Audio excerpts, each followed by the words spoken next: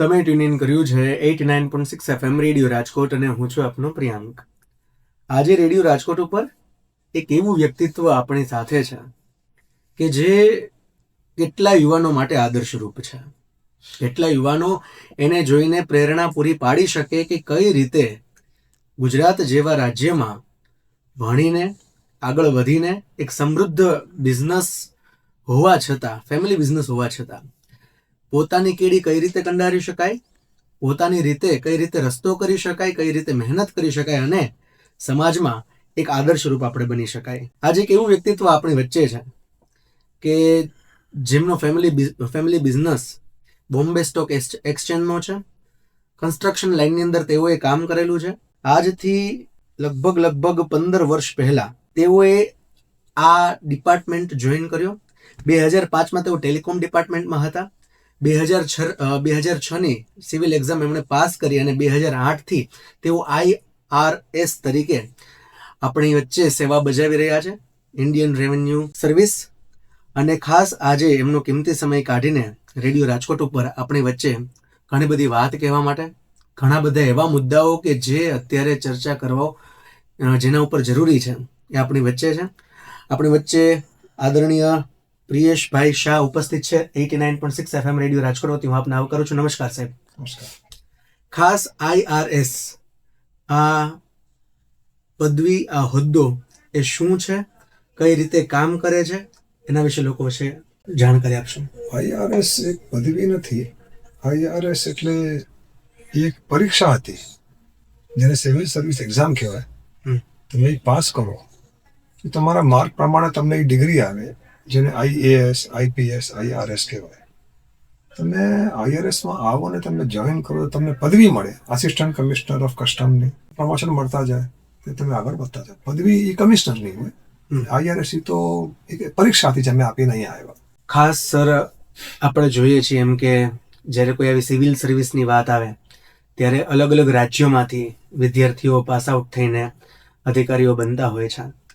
તો ગુજરાત જેવા રાજ્યની અંદર આપણે આ પરીક્ષા પાસ કરી છે, ત્યારે જે ગુજરાતના જે બધા એસ્પિરન્ટ્સ છે એમને તમે શું કહેવા માગશો કે આપણા રાજ્યમાંથી પણ આ પ્રકારના અધિકારીઓ નીકળી શકે છે, આ પરીક્ષા પાસ કરી શકે છે? 20-25 વર્ષ પહેલા તો આવા અધિકારીઓની સંખ્યા આંગળી પર ગણાય એટલી હતી. છેલ્લા 2-5 વર્ષમાં છે થોડા ઘણા અધિકાર થયા છે. તો એમ આખા હિન્દુસ્તાનમાં આપણે જો એમ કરીએ તો સૌથી ઓછા નંબરના અધિકારી તો ગુજરાતી જ આવતા હશે હજુ બી.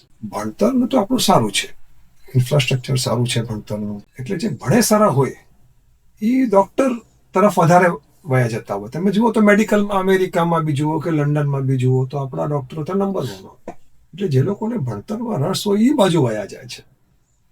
જે લોકોના ફેમિલી બિઝનેસ બધા હોય એ લોકોને તો પછી ડિગ્રી પતે એટલે ફેમિલી બિઝનેસમાં જવાનું ઘરથી તો પછી આગ્રહ હોય જ. એટલે આ બાજુ તરફ વિચાર કરવાના આપણે ચાન્સીસ ઓછા છે. પણ એક દેશ માટે જરૂરી છે કે દરેક તબક્કાના લોકો, દરેક એરિયાના લોકો, દરેક રાજ્યના લોકો આવે. જેમ આપણે કહીએ કે એક જ કોઈ સમાજનું વર્ચસ્વ ના રહેવું જોઈએ, એક જ કહીએ બ્રાહ્મણ કે ક્ષત્રિયનું ગવર્મેન્ટ તરફ વર્ચસ્વ ના રહેવું જોઈએ, એવી જ રીતે એક ક્ષેત્રનું બી વર્ચસ્વ ના રહેવું જોઈએ. ગુજરાતથી બી લોકોએ આવવું જોઈએ, કરવું જોઈએ. અને એક્ઝામ બહુ ફેર છે. અહીંયા આપણે અહીંયા લોકો કહેતા કે ના ત્યાં કંઈ પૈસા ખવડાવતા હશે. એવું બધું ના હોય, બધું ફેર હોય. આપણે આપણી મહેનત કરવાની. આપણે તો ખબર છે દ્વારકાધીશ છે, કર્મણે વાધિકારસ્તે માં ફળીશું કદાચ.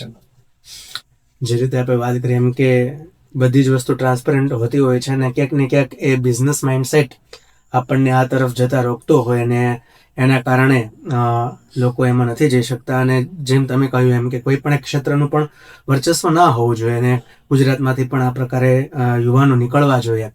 ખાસ આપ જે ડિપાર્ટમેન્ટમાં છો એ ડિપાર્ટમેન્ટની વિશેષતા શું છે અને એ કઈ રીતે કામ કરે છે? અમારા ડિપાર્ટમેન્ટનો લોગો છે દેશ સેવાર્થ કર સંચય. કર એટલે ટેક્સ, સંચય એટલે જમા કરવું. દેશની સેવા માટે ટેક્સ જમા કરવું એ અમારા ડિપાર્ટમેન્ટનો લોગો છે, એ જ મોટો છે. દેશની સેવા માટે ટેક્સ જમા કરો. જ્યારે ટેક્સની વાત આવે ત્યારે એક સહજ રીતે લોકોના મનમાં ડર રહેતો હોય છે. અત્યારે આપણે જોઈએ છીએ એમ કે ભાઈ ટેક્સ ભરવો પડશે. ટેક્સને લોકો બહુ એક હેવીલી પર્સપેક્ટિવથી જોતા હોય છે. તો એ મેન્ટાલિટી માટે તમે શું કહેશો? એટલે એ મેન્ટાલિટીનું બી એક કારણ હશે. આજથી 20, 25, 30 વર્ષ પહેલા ટેક્સના રેટ બી બહુ ઊંચા હતા. ઇન્કમ ટેક્સ 97% હતો આજથી 40 વર્ષ પહેલા. જ્યારે રેટ ઊંચો હતો ત્યારે થોડી ઘણી અમુક માણસો ચોરી કરતા હશે, મને ખબર નહીં. હવે જે ચોરી કરે એને મનમાં ડર તો હોય જ કે તમે જો સાચા હો તો તમને સારું ડર. જ્યારે નોટબંધી થઈ હતી ત્યારે આખા દેશની અંદર બહુ જ ઉથલપાથલ મચી હતી. ત્યારે એ સમયે એઝ અ અધિકારી શું શું વસ્તુઓ તમે માર્કઆઉટ કરી, કેવો માહોલ હતો અને કઈ રીતની બધી વસ્તુઓ થતી હતી? એકચ્યુઅલી એટલું બધું અચાનક થઈ ગયું, કોઈને કલ્પના જ નહોતી. તો લોકો વધારે પડતા તો કન્ફ્યુઝનમાં હતા. એટલે અમારે તો ખાલી એ લોકોને એમ જ આશ્વાસન આપવા જેવું હતું કે ભાઈ આ કશું નથી, એક નોર્મલ વસ્તુ છે. ઠીક છે, આપણે નોર્મલ લાઈફમાં બ્રેક આવી ગયું. નોર્મલી આપણે શું હોય, સવારમાં ઉઠીએ, નાસ્તો કરીએ, દુકાને જઈએ, કામ, રાત્રે ઊંઘી જઈએ. કંઈક નવું આવે તો આપણે એવું થાય કે આ શું થઈ ગયું. કંઈક નવું હતું લોકો માટે, સરપ્રાઈઝ હતું. પણ એ કંઈ આપણે એવું ગંભીરતાથી લેવા જેવી વસ્તુ નહોતી. નોર્મલ એડમિનિસ્ટ્રેટિવ એક્ટિવિટી હતી જેમાં ભાઈ તમારા નોટ અમુક હાઈ અમાઉન્ટના નોટોમાં અમુક કાઉન્ટરફીટ પ્રિન્ટિંગ થતી હતી અથવા બ્લેક મનીમાં એનું વાપર થતું હતું. એટલે સરકારે એ કારણસર કર્યું હશે, સ્ટેપ લીધું હશે. એટલે એક રીતે જોતા કે આ આખું જે સ્ટેપ હતું એના કારણે રૂટીન જેવું હતું, જે લોકોને ખરેખર નીતિથી રહેવું છે એના માટે કદાચ કોઈ ફરક નહીં પડ્યો હોય, પણ આ બધી વસ્તુના લીધે થયું હશે. પણ આપણે જોઈએ છીએ એમ કે ભારતની અંદર જે બ્લેક મની છે એક એવો સળગતો સવાલ છે. એ બ્લેક મની અત્યારે જમા થઈ રહ્યું છે એના કારણે કાં તો સિસ્ટમ ફેલ છે, કાં તો લોકોના માઇન્ડસેટ એવા છે. તો આ બંનેમાંથી તમે શું કહેવા માંગશો કે મેજોરેશન રીઝન શું હોઈ શકે? લોકોની માઇન્ડસેટ એવી હોય કે આપણે બચાવી રાખીએ, સંતાડી રાખીએ. પેલા શું હતું, જૂના જમાનામાં તમારો મકાન હોય, ડાકુ આવતા હતા, ચોર આવતા હતા, બેંકો નહોતી, કાંઈ નહીં, માણસ તો ખાડું કરીને સંચાવીને રાખતા હતા. એ આપણી મેન્ટાલિટી થઈ ગઈ છે કે આપણે આવતીકાલે મને જો ઇન્કમ ના થાય તો હું શું કરું, ભૂખ્યો કેવી રીતે રહું. એ કારણથી લોકો સંગ્રહ કરતા હોય. પછી અમુક લિમિટ પછી સંગ્રહ અતિ થઈ જાય છે, એ લોકોને ખબર નથી ને, એમાં લોકો ભૂલ કરે છે. જ્યારે એઝ એન ઓફિસર તમારી સામે કેટલા કિસ્સાઓ, કેટલા બનાવો આવતા હોય છે. ઘણી જગ્યાએ જવાનું થતું હોય છે, અલગ અલગ ડિપાર્ટમેન્ટની સાથે કામ કરવાનું હોય છે. તો કોઈ એવો બનાવ, કોઈ એવી વસ્તુ, કોઈ એવું ઇન્સિડન્ટ જે તમારા કાર્યકાળ દરમિયાન થયો હોય કે જે તમને આજીવન યાદ રહેશે? એવું કોઈ એક વિશેષ તો નથી, કારણ કે ઘણા એવા ઇન્સિડન્ટ છે. એરપોર્ટ પર ઘણી વાર અમે જોતા હોઈએ કે લોકો કયા જગ્યામાં સોનું લઈને આવતા હોય છે. સોનાનું એક 10-15% ડ્યુટી બચાવવા માટે લોકો સોનું ગળાવતા હોય, ગળાવીને કેપ્સ્યુલમાં નાખીને પેટમાં નાખતા હોય, શરીરમાં જે બીજા અંગો છે ત્યાંથી ઘુસાવતા હોય પાછળથી અંદર.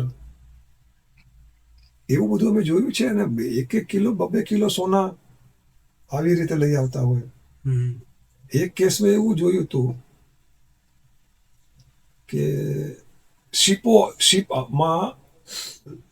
શિપમાં મિડલ ઇસ્ટર્ન કન્ટ્રીઝથી મોટા શિપ આવે ઇમ્પોર્ટમાં, એમાં લોખંડની સીડીઓ આવતી હતી, પાઇપથી બનેલી સીડીઓ, વેલ્ડિંગ કરેલી, અને એને અહીંયા ઇમ્પોર્ટ થતી હતી. અમારા ઓફિસરોને એમ થયું કે યાર ઇન્ડિયામાં તો લેબર સસ્તું છે, એક માણસ સીડી જોતી હોય તો ઇન્ડિયામાં લેબર એને બનાવી લે, શા માટે દુબઈથી મંગાવે? એ કંઈ બેસતું નથી, કંઈ ગડબડ છે. તો એ જોવા ગયા અમે લોકો અંદર, વગાડ્યા એને પાઇપને. પાઇપ હોલો નથી, સોલિડ છે. પછી અમે તોડાવ્યો તો ખબર પડી અંદર ચાંદીના સળિયા હતા, રીતસરના. બહાર લોખંડનું ખાલી પાતળ પાઇપ જેવું હતું. ક્વોન્ટિટીમાં ચાંદીની સ્મગલિંગ થતી હતી, ક્વોન્ટિટીમાં, ડ્યુટી બચાવવા માટે. એટલે આ લોકો કરે, અમુક લોકો પાછળથી નાખતા હોય, આપણા બોડીમાં સોનું નાખતા હોય, અમુક પેટમાં કેપ્સ્યુલ નાખી દેતા હોય, કેવી જગ્યાથી નીકળતું હોય. એ બધું જરાક જોઈને અમને થોડુંક લાગે કે યાર માણસો થોડાક પૈસા કમાવા માટે જાન જોખમમાં નાખે છે. એટલે આ એક મેન્ટાલિટી એવી છે કે કેમ કરીને આપણે એક નિયમ બનાવીએ તો આ દેશની અંદર 5 રસ્તા હોય, એનામાંથી કેમ બહાર નીકળવાના લોકો શોધી લેતા હોય છે. પણ જ્યારે આવી બધી રેડ્સ પડતી હોય, હાઈ પ્રોફાઇલ રેડ પડતી હોય, ત્યારે એક મોટું પ્રેશર અધિકારી તરીકે આપણી સામે મીડિયાનું રહેતું હોય છે. તો જે આ મીડિયા સાથેનું ડીલિંગ જે છે એ આપ કઈ રીતે હેન્ડલ કરો છો? પ્રત્યેક ડિપાર્ટમેન્ટના પીઆરઓ હોય એ મીડિયાને હેન્ડલ કરે. સમજો કોઈ કેસ ફલા ઓફિસર પાસે ચાલતો હોય અને મીડિયા એની પાસે જાય તો એની ફરજ છે કે એને કહેવાનું કે તમે અમારા પીઆરઓ સાહેબને મળો, આ એમનો એડ્રેસ છે. એટલે પોતાને એકચ્યુઅલી સ્ટેટમેન્ટ અપાય નહીં સિવાય કે આપણે પ્રોપર ઓથોરિટી હોય. પણ આજકાલમાં અમે જોયા છે કે ઇન્વેસ્ટિગેટિંગ ઓફિસર બી આપતા હોય છે. આપી દે સ્ટેટમેન્ટ અને હું આમ કરું છું, હું તેમ કરું છું. એકચ્યુઅલી આવું કરાય નહીં. એટલે એવું બધું રહેતું છે. પણ સર, ખૂબ મજા આવી રહી છે આ બધી વાત જાણવાની. અને અંતિમ દોર તરફ જતા મારે જાણવું છે કે જ્યારે આ બધી આપણે આપણી ફરજ બજાવતા હોઈએ ત્યારે કેટલા પ્રેશરની વચ્ચે આપણી એક ફરજ જે છે એ રાષ્ટ્રીય છે અને એક પારિવારિક ફરજ પણ રહેતી હોય છે. તો આ બંને રોલને તમે સ્વિચ કરતી વખતે શું ફેરફારો જોવો છો? કઈ રીતે આ બધી વસ્તુ બેલેન્સ રહે છે? કભી ધૂપ કભી છાંવ વાળી વાતો છે. સરકારી સર્વિસમાં એક બેનિફિટ એ છે કે સરકારી સર્વિસમાં તમને અમુક છુટ્ટીઓ દર વર્ષે મળતી જ હોય, જે પ્રાઇવેટમાં ના મળે. મારું ભાઈ સલાહ એ જ છે કે જેટલી સરકાર તરફ છુટ્ટી મળતી બધી લઈ જ લેવાની અને પરિવારને બી ટાઈમ આપવાનું છે. પરંતુ અમારે એવા ઘણા ઓફિસરો છે એ છુટ્ટી નથી લેતા. જે સરકાર આપે છે એ બી નથી લેતા, એ લેપ્સ થઈ જાય છે. આવે છે કામમાં, એનું ડેડિકેશન સારું છે, એ અમને ગમે એ ડેડિકેટેડ છે. તો અમારું સલાહ એમ હોય કે પછી સરકારના નિયમ પ્રમાણે તમને છુટ્ટી મળે છે, તમારે માણવાની જ ફેમિલી ટાઈમ તમારે આપવું જ જોઈએ. એટલું તો અમે બી મેનેજ કરી લઈએ છીએ. એટલું ટાઈમ ફેમિલીને આપતા જોઈએ છીએ કાયદા પ્રમાણે જે હોય. હા, બાકી ઓફિસમાં આપણે એમ ના કહી શકીએ ઓફિસર લેવલ પર 6 વાગ્યા હું ચાલ્યો મારી બેગ લઈને. એ ના ચાલે.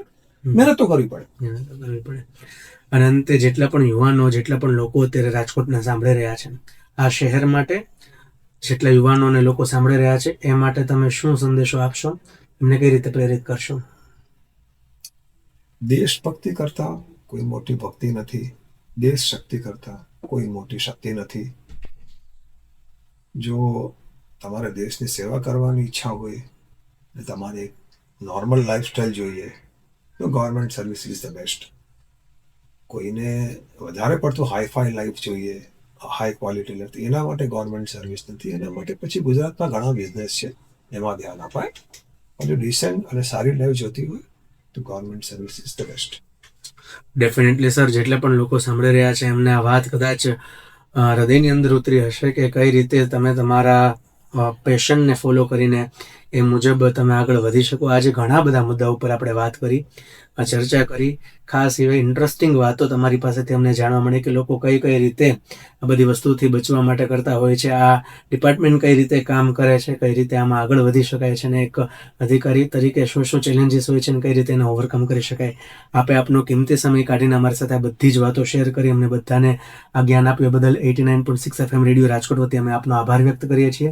આશા રાખીએ છીએ કે ફરી વખત ક્યાંક ને ક્યાંક આવા વિષય સાથે આપણે મળીશું. ત્યાં સુધી તમે લોકો સાંભળતા રહેજો 89.6 FM રેડિયો રાજકોટ, રાજકોટનું પોતાનું એકમાત્ર કોમ્યુનિટી રેડિયો સ્ટેશન. હવે રાજકોટ બોલશે, દુનિયા સાંભળશે. Thank you so much sir. Thank you. જય હિન્દ.